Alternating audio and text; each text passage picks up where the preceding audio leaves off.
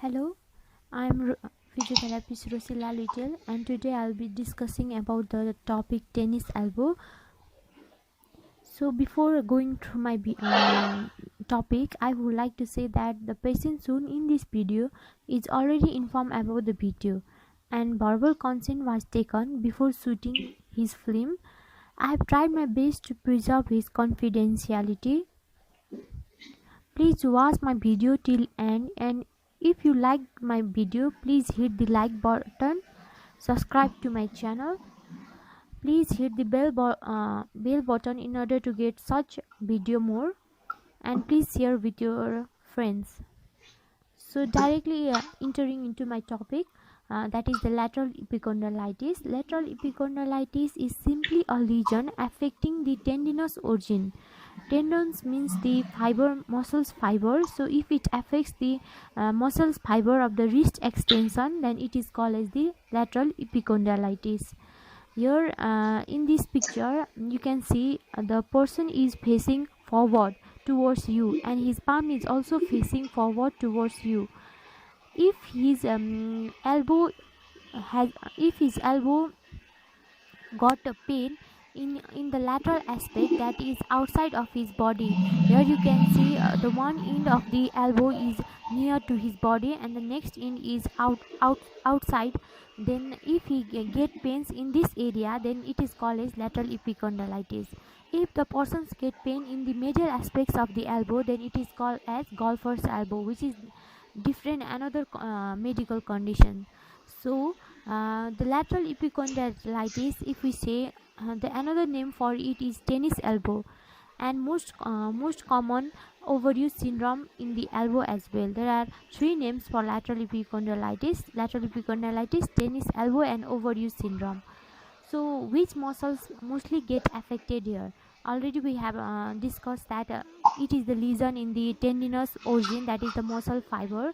So mostly the muscles fiber which origin, which gets start from here, that is the at the end of the arm bone. At the end of the arm bone there is a protuberance, that is the protrusion of bone, and from this protrusion the muscles which supply to the wrist extensor, elbow extensor, and the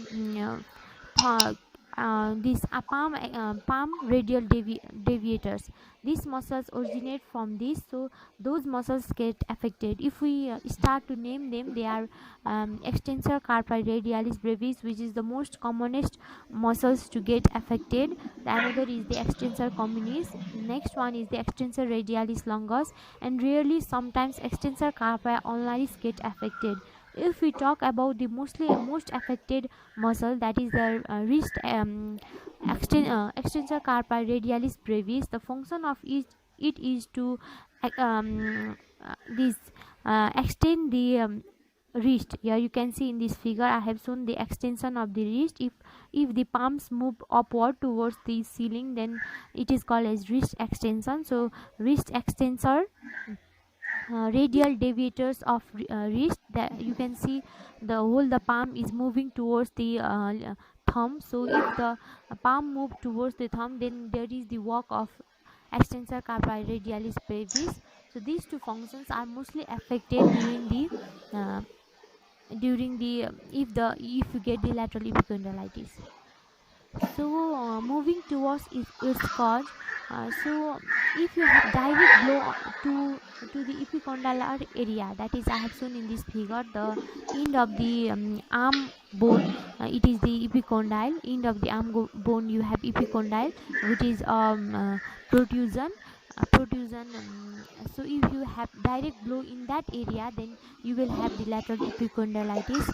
If you have to perform some work which require sudden extreme effort or activities, such as direct, if you have to carry heavy loads with a maximum effort, then you might have chance to get lateral epicondylitis. The next one is the if you are heritable, that is if it constitutes of heritable factor, then you might be predisposed to have profuse or generalized tendinitis. It might be heritable as well. So the next one is if you have such job which require repetitive gradual stress to the wrist extensor.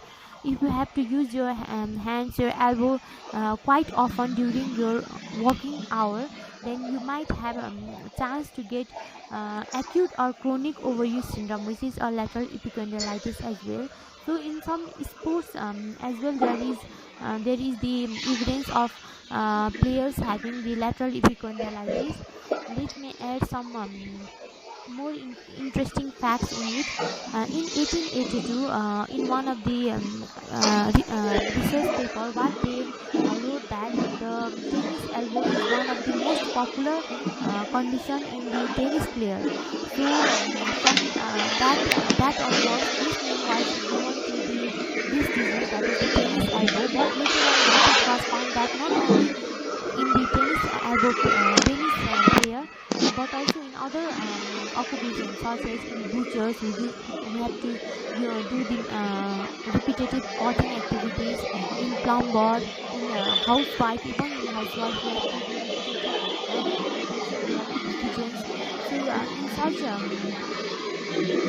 even the mechanics, there is the evidence of lateral epicondylitis. So we cannot conclude that it is only prevalent in tennis player, but even in other occupation groups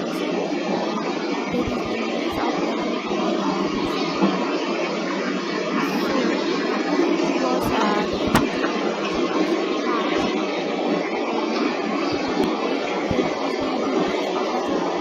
epicondylitis. There has been adult people have been also found both men and women affected by lateral epicondylitis. Only 5% of the people who are suffering from lateral epicondylitis usually have severe pain, and they have their activities are very affected. If we say then under some other figure, there might be lateral epicondylitis as well as medial epicondylitis. So if we see the ratio which is more prevalent, the lateral epicondylitis is more prevalent than the medial epicondylitis. So this all was the introductions and some etiology causes and the facts about lateral epicondylitis. If we enter into the pathophysiology, that is how the lateral epicondylitis occur. We can say that whenever you have to do the repetitive forceful activities, or as well as in plus if you have aging, that is if your tendon undergoes the aging process, then there is the decrease of glycosaminoglycan, which is one of the amino acids, which is one of the product uh, product that which is required in the extensibility of the tendon. So the functions of extensibility of this tendon decreases, and this causes the soft tissue inflammation, tear, as well as the degeneration. This all as a whole, if we say, it undergoes the inflammatory response. So there is the increase in the rate of tissue production, and for that there is a compensatory increased rate of tissue micro damage. So whole of this cycle goes on, and you will have the lateral epicondylitis. So if we talk about in the aging tendon, this process undergoes. Also, if you repeatedly do the repetitive heavy activities of the elbow and the wrist, then there is the decrease in the glycosaminoglycan. As well as the most common pathophysiology for repetitive contractions of muscular packs is if you repeatedly do the wrist extension, pronation and supination movement. Here you can see this is the if you have doubt what pronation, what supination means, then this is the position. Here you can see this is the pronated forearm, and there is the wrist flexion, that is wrist extension and the elbow extension. So if you attain this position, then you will have the maximum stress in the extensor tendon, and then you will have the lateral epicondylitis. So if you attain this position, then what happens is there is the tendon cellular and matrix changes, and this results in tendon dysfunction and immature healing, and later on it undergoes the loss of strength and change in the motor control. As well as if you have lower pain threshold, that is hyperplasia, then there is high chance of getting severe pain. So this all is about the pathophysiology for lateral epicondylitis. So entering towards the symptoms, the most common or prominent symptoms of lateral epicondylitis is pain. So where do you get the pain? The pain and point tenderness over the lateral epicondyle, that is which is 1 centimeter distal to epicondyle. I have already shown in the previous figure as well the epicondyle region. So here you can see in this figure as well, here is the red mark circle for the area where you get lateral epicondylitis pain, which is about 1 to 2 centimeter distal to the epicondyle. So this is the area where you get pain, severe pain. You get pain even in even if you touch, that is even in palpation as well. In palpation as well, there is the point tenderness in this region. There is the radiations of pain upward as well as in the downward. Upward towards the arm and downward in the outer and the lateral aspects of your forearm. So you will have the decrease in flexibility as well as in the strength of wrist extensor, as we already have discussed that there is the deficiency of glycogen. So this results in reduction in flexibility and strength, as well as there is the decrease in the shoulder muscles, posterior shoulder muscles and flexibility as well as strength, as we have to do the combined movement of shoulder, elbow and the wrist during our upper extremity activities, during our activities of daily living. Isolated movement of any one of the joint is almost possible, but in daily activities of daily living, but we have to use all of those three joints in order to walk. So the posterior shoulder muscles are also deficit in this condition. The another one is there is the difficulty in gripping, that is your grip strength will be reduced. What does that mean? That means that you will have difficulty in handling object or lifting or carrying any of the object which require the elbow extension. Okay. Then the next one is decreased or painful movement on elbow extension, wrist flexion, if you happen to straight your elbow bend your wrist towards the floor, if you happen to move your wrist towards the ABC finger or move your dorsal aspects of your forearm upward, then you will have severe pain. So knowing all this, the symptoms, the pathophysiology, your pain site or your cause, or what does that mean? Doesn't mean that we can diagnose the lateral epicondylitis with all this information. There are some special tests. There are some tests which is performed by physiotherapists in order to rule out if it is lateral epicondylitis or some other disease. So never diagnose with all this information and do exercise by using some social internet. You have to go visit the physiotherapist, do your full assessment, physiotherapists will perform the diagnostic test as well, and then they will prescribe you for the this full exercise for lateral epicondylitis. So now I will show you if after the diagnosis of your condition, what all exercise is given in case of lateral epicondylitis. So first one is the muscle rolling, and this is ischemic pressure. What does that mean? It means that the muscles, the extensor group of muscles which were affected goes into the protective mechanism, and this protective mechanism led them to be contracted for certain time, which results in painful activities and painful condition when you do any of the activities.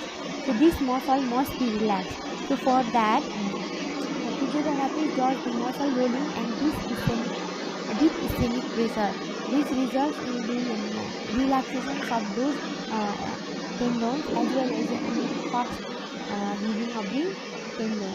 So here this video, you can see the physiotherapist is performing this deep ischemic pressure as well as the muscle rolling. She herself is fitting the film and performing the procedure. So it might seem some uneasy, but you can see the procedure. So this one is the muscle rolling and the deep ischemic pressure. So the next one is the stretching exercise. Stretching exercise is very much useful for relaxing the muscles as well as for the faster healing. It is very much effective in case of lateral epicondylitis. So the stretching means to stretch or to stretch the muscle so that it gets relaxed.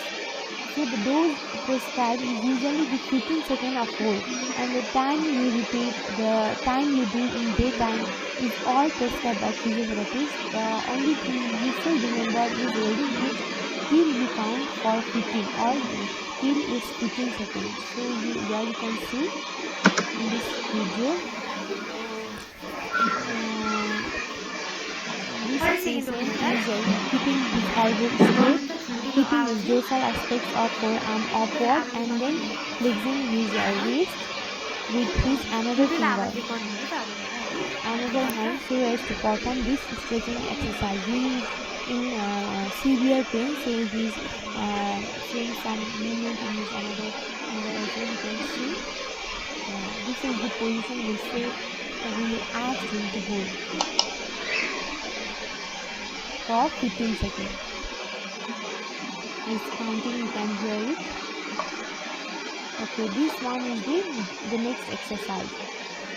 So if you move towards the extending portion, we have already known that the grip strength is reduced, that is your ability to lift or carry any object is usually reduced either due to the pain or even the strength itself gets reduced. So for that, grip strengthening exercise is performed, which is done with any of the object like this you have seen. This is the ball, which provides some amount of resistance during gripping. Resistance means it will provide the backward force. Against that, you have to hold that object. So you hold it for 10 seconds. The time you repeat and the daytime you perform is all prescribed by physiotherapist knowing your condition. So you can see here in this video, with his elbow extended, he is performing the gripping, and we ask him to hold for 10 seconds. Even in this, even you see it's so easy, but he is getting painful in these activities as well. So since we have already discussed the one most prominent clinical symptom seen in those persons with lateral epicondylitis is pain. So for pain, the heat augmentation or heat is the best one to reduce the intensity of pain. So before performing the exercise or after performing the exercise, or both before and after performing the exercise, we often provide or prescribe the patient to use the heat augmentation for about 15 minutes so that their pain is reduced as well as there is the effect of faster healing in the tendon. So both for the pain as well as for the faster healing, we ask for the patient for heat augmentation. Here also in video you can see we had kept the patient in heat augmentation before we asked him to do the exercise, as well as after the exercise was performed, we kept him for the heat augmentation. Since his pain was so severe, that is about 8-9 during the visit, so we did that. So the next one is ultrasound therapy. The ultrasound therapy is also one of the most effective way for the faster relief of the tennis elbow. What happens is through these machines And through these equipments, we transmit the ultrasound, that is the sound, in the affected area, so that the affected area, in those affected area, the the cell mediator, that is the cell which is required for the faster healing, migrate faster, and the healing process get even faster. So for that we use the ultrasound therapy, and in case of tennis elbow, we prescribe it for about 5 to 7 minutes. There are different modes, different intensity, different frequency for putting the for applying this equipment in this region. So this is well known by the physiotherapist. We often use the contact gel, so that the sound get transmitted well, as well as the pain relief for such as DFO, so that the patient even get pain relief during this process. So you can see in this video I have shown the use of ultrasound in the affected area. So it is moved in the circular motion, as well as in the figure of 8. So this is the next treatment protocol for the tennis elbow. The next one is the movement with mobilization. Movement with mobilization is found to be in great effect for relieving the tennis elbow. For that, the patient, there are some procedure which require the therapist for the mobilization, but one that I am going to show is the movement with mobilization that the patient can do himself. This all exercise can be done by the patient himself, so I have tried my best to include those exercises which can be done at home, so that it will be better and useful for you. So for this, the patient has to be by one of the side of the wall, the side which the patient has affected limb by his side.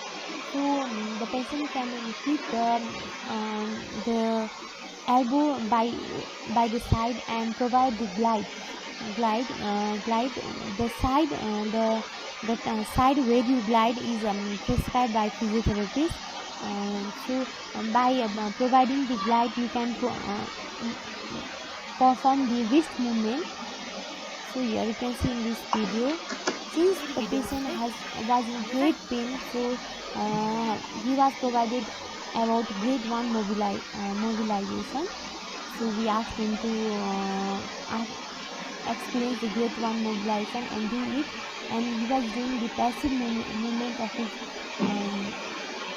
wrist because he was in great pain. So you can perform passive movement of his wrist, and later you can do the active movement for that. So this one is the next exercise for tennis elbow. So another one is the eccentric control exercise with resistance. This is also one of the most effective way for gaining the strength of wrist elbow extensor. So for that we use 1 kg of weight generally, but if before in this case even the patient was not able to perform the wrist extension, it was very painful. So later, after few sessions of the acute rehabilitation, we underwent into the eccentric control exercise, which was the progression of exercise. So for that we started with half kg of weight. Here you can see the patient was asked to lift the half kg of the weight slowly upward and then downward, keeping his elbow in 90 degree of position. तलतिर बिस्तारै लानुपर्छ बिस्तारै दुखिरहेको छ elbow हो तल लानु अझै placed to 90 तल्लोसम्म लाने degree. है बिचमा हात So this one is the performing the eccentric control exercise, which is called sternum. The next one is we must promote the supination and pronation of the forearm, which is one of the most important important range of motion during any kinds of activities, of daily living. So for promoting it, we ask the patient to flex the elbow and the elbow in 90 degree. His arm and forearm must be in 90 degree. His shoulder must be raised, and we ask him to perform this supination and pronation. Where in this video also you can see the patient is performing supination and pronation. घुमाउनु आफू ज्यान We ask him to keep his wrist in neutral position. यता बस्ने अनि अब Here you can see भित्रतिर बललाई we are asking him to भित्र देखाउने अझै keep घुमाउने his elbow and his elbow yo in 90 हत्केलालाई degree, यसरी नबङ्गाउने हत्केला सिधा है shoulder in wrist हत्केला सिधा हो position, त्यहाँ हात as well as we ask him to stabilize his arm during this movement with his next अब hand. माथितिर We फर्काउने ask him to do this supination and pronation with the wrist in neutral. We cannot move his wrist in either radial deviation or ulnar deviation. That means we cannot move his hand in this towards his thumb or towards his elbow. So the next one is the promoting supination and pronation. So these all are the exercise which can be performed during the tennis elbow, and this is found by researchers that these all exercises are very much effective for pain relief as well as for the faster healing, as well as gaining the full strength and function of the joints and muscle. So thank you so much for watching my video. Please like my video, subscribe my channel, hit bell icon for such videos, and please share with your friends and family for such informative videos. So thank you so much. Keep watching. Thank you.